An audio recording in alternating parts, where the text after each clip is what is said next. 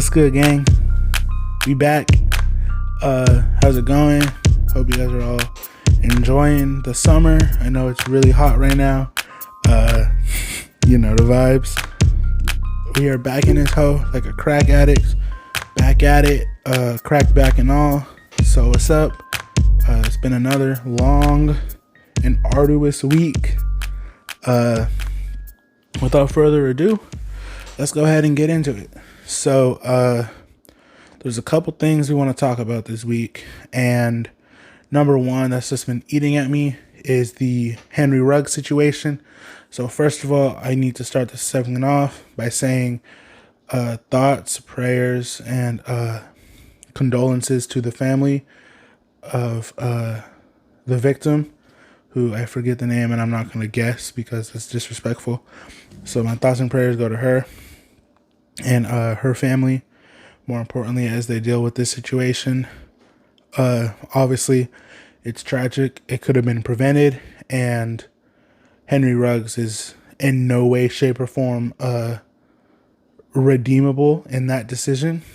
I don't think he's completely condemned as a human because we all make mistakes. His mistake cost someone their life, and I think that he should face, whatever consequences that come for that action. But I do still think there needs to be something said to the fact that he is only 23 years old. This is a situation that's obviously tragic. Obviously, he made a terrible decision and it cost someone their life. But we also can't forget that he's also human, and that him being human is what led him to make this mistake. And now at 23, he has to deal with, the fact that he took somebody's life and the mental aspect of that. And I think that the thing that Derek Carr said right after really speaks volumes is that at 12, he was texting Derek Carr and his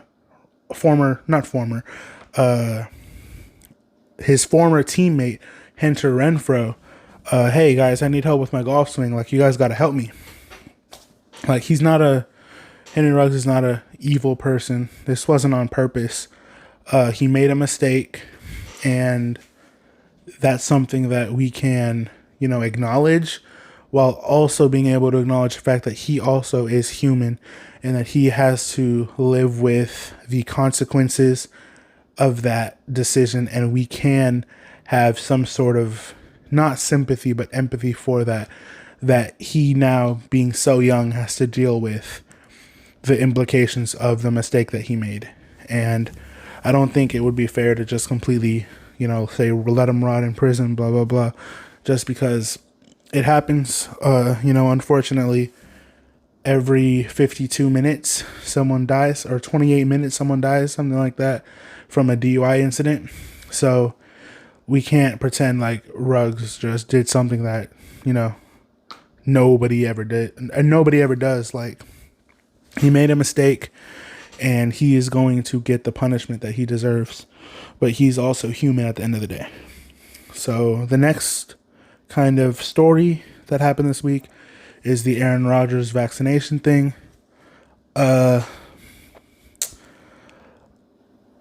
With this story, it's not about vaccination. I know a lot of people are trying to twist this story and make it especially a him versus Kyrie Irving thing. But I have to say that it's not about vaccination that Aaron Rodgers is getting all this flack. It's about him lying. And he can say that he didn't lie all he wants to.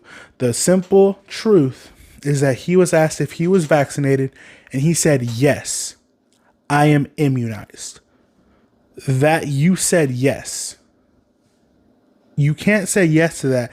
If you said I'm immunized, you said yes, I am immunized. What are we supposed to take from that? Like, honestly, are we supposed to think that, oh, he did something else? No. You were asked a straightforward question, are you vaccinated? To which Aaron Rodgers said, yes, I am immunized.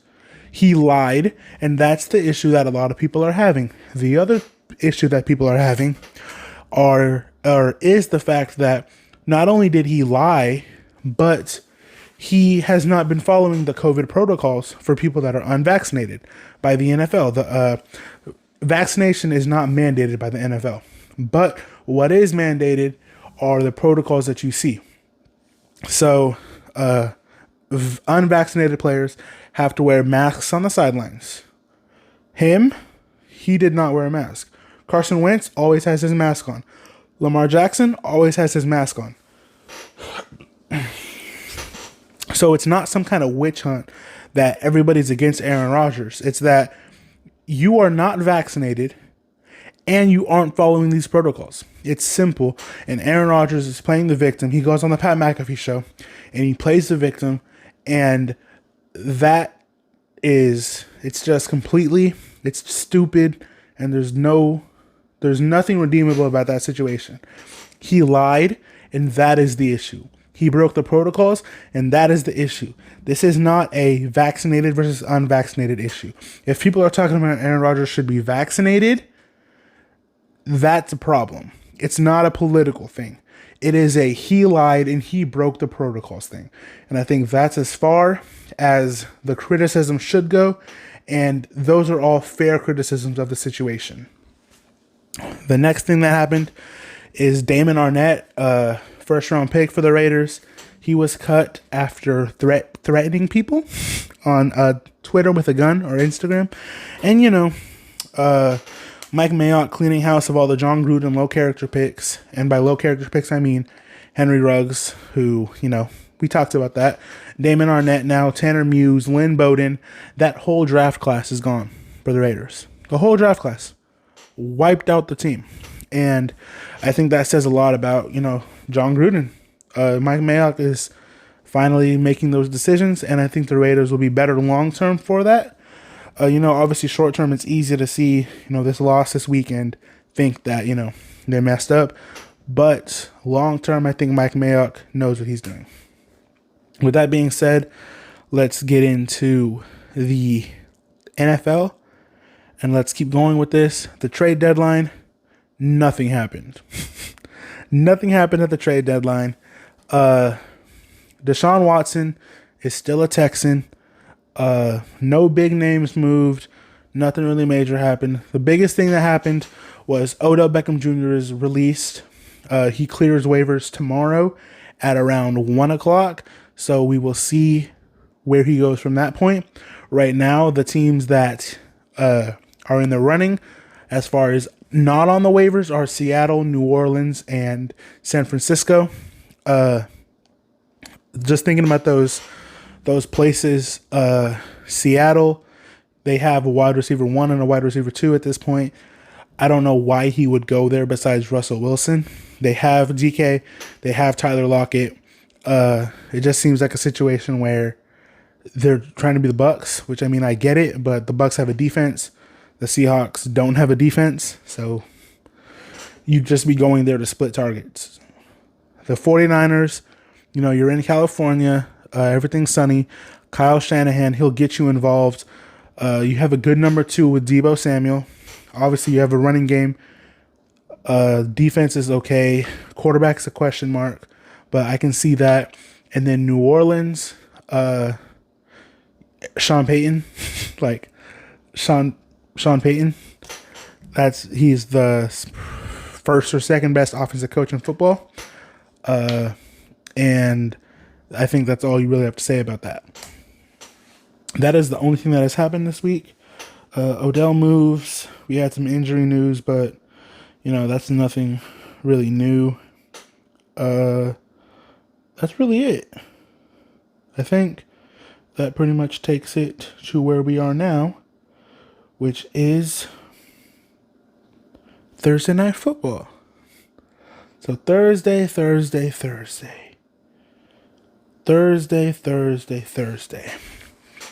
Jets versus Colts. As it turns out, Mike White is not the light of the Jets franchise. Imagine that. Now, Mike White did not play bad. He was in there for a quarter, I think, a couple drives in which he threw a touchdown pass, and then he missed the entire rest of the game.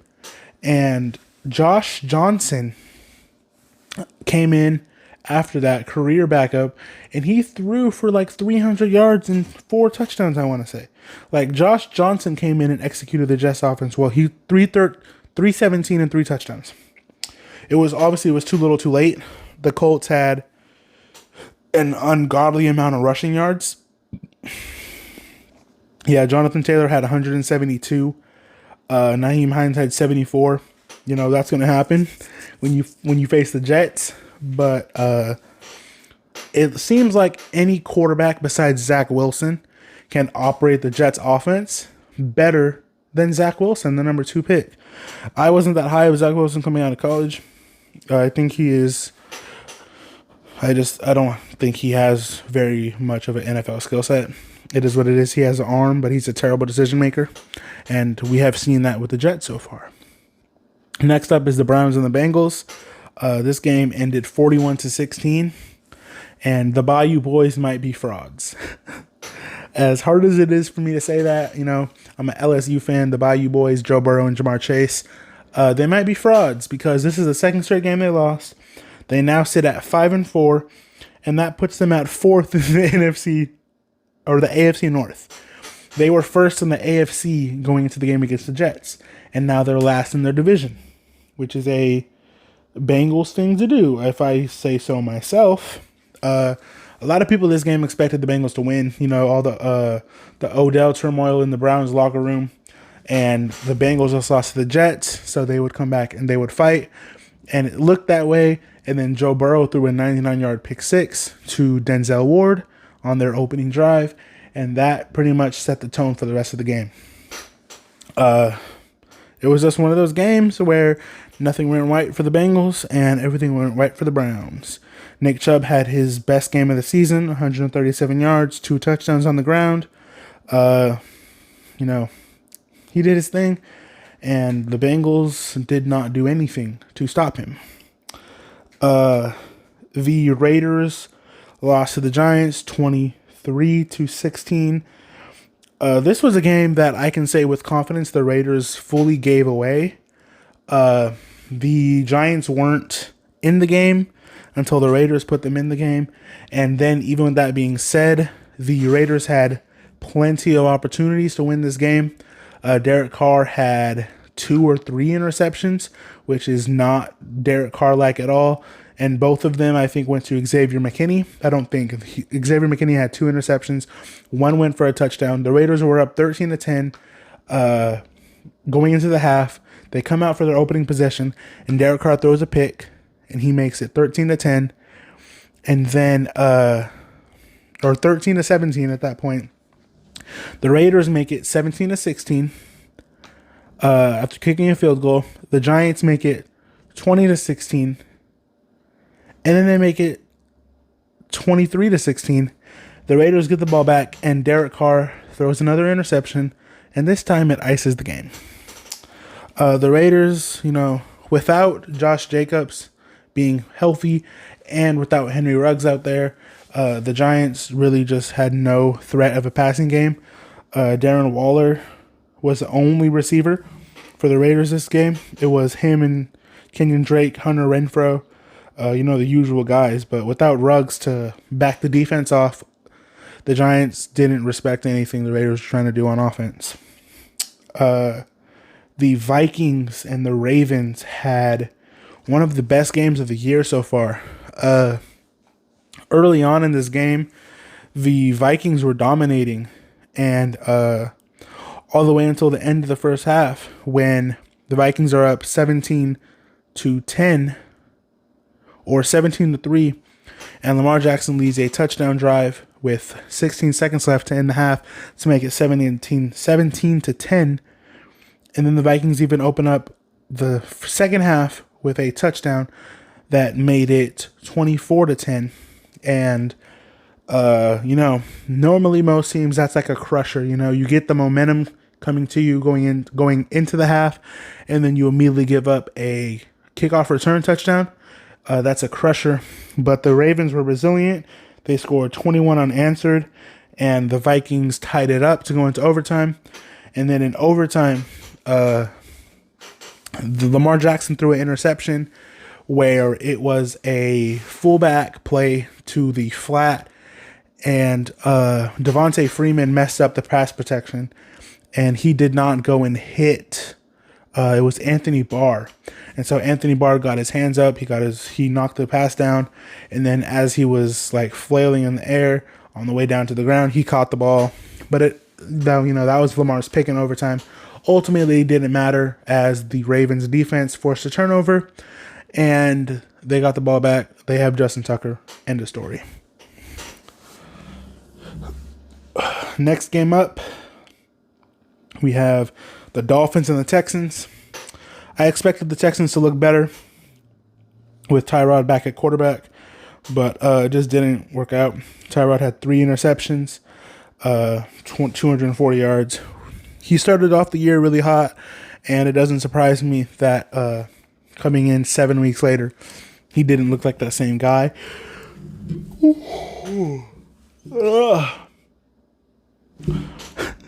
Jacoby Brissett had 244 yards, a touchdown, 2 picks.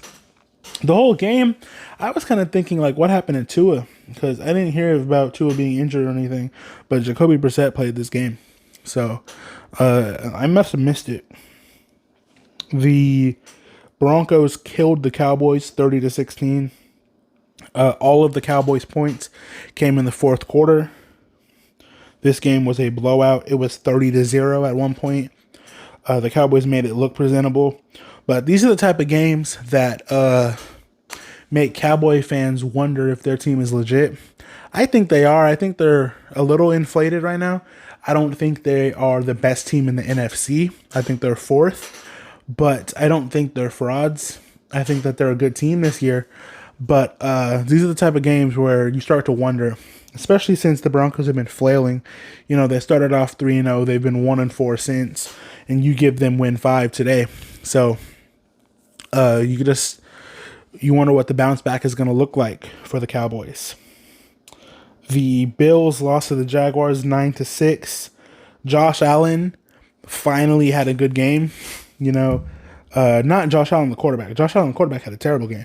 Josh Allen, the defensive player, if I can pull those stats up, he had 8 tackles, 1 sack, 1 interception, 1 fumble recovery, and he just had a beast of a game. The Jaguars defense stopped everything they were trying to do, and that's win number 2 and loss number 3 for the Bills. Right now we're getting into the beginning of like the playoff season, and it's just interesting to see how all these games pull out. The Patriots beat the Panthers 24-6. You remember when people thought the Panthers were legit? I do too. Those were funny times, bro. The Panthers fucking suck. Mac Jones, the best rookie quarterback ever, future Hall of Famer, 12 of 18, 140 yards and a touchdown with a pick. Sam Darnold threw 3 interceptions. So as it turns out, Sam Darnold is not a good quarterback. We all knew that, but there were some people really championing him after 3 games. Yeah, he's not a good quarterback. This year, that brings him to 1,986 yards, 7 touchdowns, 11 picks, 6 fumbles, 2 of them lost. Does that sound like a good quarterback to you? Because to me, it sounds like a really piss-poor quarterback. I will leave it at that. The Falcons beat the Saints 27-25. Sean Payton, for the love of God, call Cam Newton and cut anyone you need to. That's not important to bring in Odell Beckham Jr. The Saints need a receiver and they need a quarterback. I mean, credit to Trevor Siemian for the fourth quarter. He didn't look bad, and maybe he just needed to settle into a rhythm of starting a game again. But for 3 quarters, Trevor Siemian was really poor. The Saints had no offense for 3 quarters, and they score 22 points in 1 quarter, which is very, very annoying as a Saints fan to watch your team lose to the Falcons and then have a chance to win and then give up a 60-yard completion of Cordero Patterson to set up a game-winning field goal to lose 27-25. Very frustrating. I don't recommend it. It wasn't a good time. The next game on the bracket is the Chargers and the Eagles. I'm going to keep it 1,000 with y'all. I did not catch a single snap of this game. Justin Herbert looks like he had a good game. No, he had a great game. 32 of 38, 356, 2 touchdowns. Keenan Allen had 12 for 104. Jalen Hurts had 162 and a touchdown. Jordan Howard is back playing football, which the last 2 weeks he had 12 and then 17 carries. Fun. I remember when Jordan Howard was trying to make himself into a household name. I think he started on Jordan Howard. The Bears? Was he the number one? Was he the 1-2 punch with Tariq Cohen on the Bears? And then he went to the Dolphins at one point. And then he went to the Eagles. Was that him? Or am I thinking of someone else? I'm pretty sure Jordan Howard was on the Bears. It's going to bother me, but Jordan Howard is back playing football. Jalen Hurts just isn't a great quarterback. You know, he's not. This year he has 1981 yards, 11 touchdowns, 4 interceptions, 500 rushing yards, 5 touchdowns. But Jalen Hurts doesn't win the Eagles games. I don't know how long-term of an answer Jalen Hurts is, and that's not necessarily a bad thing. Tua was the quarterback at Alabama when Jalen Hurts was there for a reason, and I don't think that he has what it takes to really be a star-caliber NFL quarterback. The Cardinals keep winning. They beat the 49ers 31-17. This was without Kyler Murray, by the way. They started Colt McCoy, who had 22 of 26 for 249 and a touchdown. How bad are the 49ers that they let Colt McCoy do that? Yeah, Colt McCoy. Colt McCoy. 49er fans, remember when y'all went to the Super Bowl? Do you remember? Do you remember when you guys went to the Super Bowl? Like, that's crazy to know that you'll never be back with this core, with this coach. It's not happening. Fire Kyle Shanahan. Kyle Shanahan is starting to get a big ass head, bro. He wears a size 8 hat now.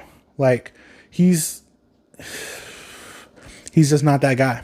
And I think he can be a good offensive coordinator, but I don't think he has what it takes to be a head coach. Hot take. I'm aware. But what has he done as a head coach? He took a team to the Super Bowl with their defense and running the ball. He lost a Super Bowl, and then he lost another one by making the same exact mistake. That's the sign of a coach who is, his ego is bigger than the team. And that's not something that I would want in my quarterback or coach. You know, in both, actually, now that I say it out loud. The Chiefs beat the Packers 13-7. The Packers started Jordan Love, obviously. This game, I have nothing to say. 19-34, 180, 1 touchdown, 1 pick.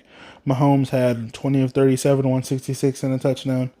The Chiefs aren't a good team. The Packers are the better team, but they didn't have Aaron Rodgers. If they had Aaron Rodgers, this game is 33-7, the way of the Packers. I have no clue what happened to the Chiefs, but they have no mojo. They lost it. They need to find it again. A surprising game was the Titans and the Rams. The Titans completely destroyed the Rams, including 21 unanswered by the Rams. Something cool, Adrian Peterson scored a touchdown. We love Adrian Peterson. We stand. Matt Stafford had 2 picks, touchdown. They threw the ball 50 times. No wonder you lose. Tonight's game, the Bears and the Steelers. The Steelers win 29-27. The Steelers are 5-3, by the way. Justin Fields, 291, a touchdown, a pick, 8 carries, 45 yards. The Steelers had 2 touchdowns. I don't have really much to say. The Bears are getting their kinks in with Justin Fields, and I think that's great for them. you know how it be so far. The Bears are the Bears, and the Steelers keep on winning. Mike Tomlin is probably the best coach in the NFL. Let's switch over to hoops. Love the NBA, as you guys all know. And there was a huge fight today between Jokic and the Heat. Jokic completely drilled someone, and it was incredible to see him being 7 foot, 300 pounds, and turning into a linebacker. That was great to see. The 76ers are the 1 seed out east. They're 8-3 without Ben Simmons, by the way, which is completely terrifying if you're an Eastern Conference team. The fact that the 76ers without Ben Simmons are 8-3. Imagine when they trade Ben Simmons and bring more talent into the building. Bro, the 76ers might win a championship. The Heat are right there too, though. The Heat are only a game back at 7-3, and so are the Bulls, and so are the Wizards. That's a fluke. The Wizards will not be there. You can book that. But you know why the Wizards won't be there? Because the Bucks aren't going to stay 4-6, and the Hawks aren't going to stay 4-7. Bad news for you Eastern Conference teams. It's not happening. Out west, the Warriors are 9-1. I'm going to keep it real. I don't know enough about what they're doing to say if it is a fluke or if it's real. They beat the Lakers on opening night. We knew that was going to happen. The Lakers have no continuity at this point.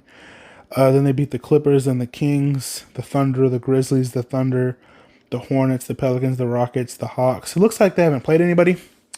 We'll see when they play a good team where they're at as far as, record and competition, stuff like that. They have not played a good team so far this year, and they have a cupcake schedule, Mickey Mouse record.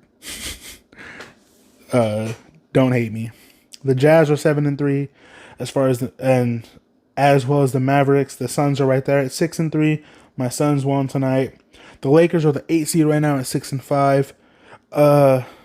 More importantly, I think, than any of that this year is Damian Lillard is not Damian Lillard. And James Harden is not James Harden. There's been a lot of talks about the free throw thing.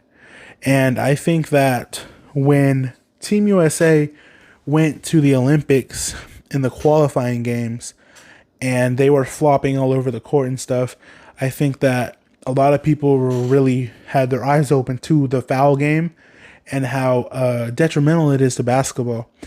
And they changed those rules going into this year.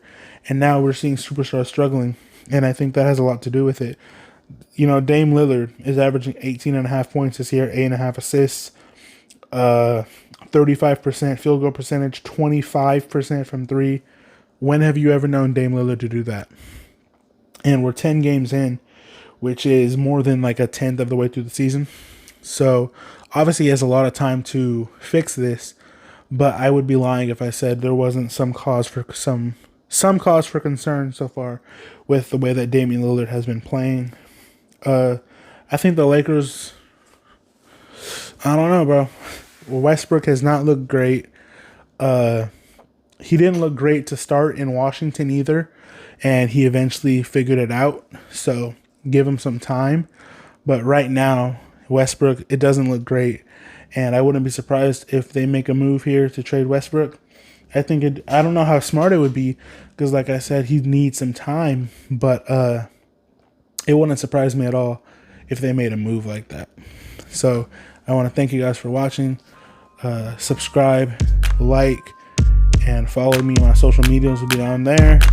Once again, thank you guys, and we'll see you guys in the next one. Peace out.